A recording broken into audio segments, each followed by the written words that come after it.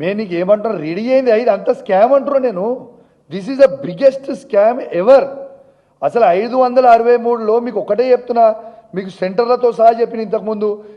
కోటి ఉమెన్స్ కాలేజ్లో ఉన్న సెంటర్ 18-19 సెంటర్లో 1497 మంది రాస్తే 74 మంది వస్తే ఉద్యోగాలు అందులో ఉట్టి మహిళలతోనే ఎందుకు రాపించిర్రు?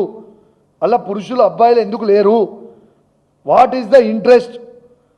ఏ సెంటర్లైనా అబ్బాయిలు అమ్మాయిలు కలిసి రాస్తారు. What is the interest? ఇది పెద్ద స్కామ్ భయ్. వాళ్ళు రెడీ అవుట్ అయింది. This is the scam. ఇది మొత్తం క్యాన్సిల్ చేయాలంటున్నాను నేను. ఇలా హాల్ టికెట్ నెంబర్ 470 to 471 చెప్పిన అందరికీ 654 మంది అందరికీ సేమ్ మార్క్స్ ఉంటాయి. అబ్బాయి ఎక్కడన్నా ఇంకొక హాల్ టికెట్ నెంబర్ చెప్పిన 201 నుంచి ఏదో చేంజ్ హాల్ టికెట్ నెంబర్ చెప్పిన అది 702 మందికి సేమ్ మార్క్స్ ఉంటాయా? ఎట్లా వస్తాయి సేమ్ మార్క్స్? ఒక్క మార్కు తప్పులు లేకుండా సేమ్ మార్క్స్ ఉంటాయా?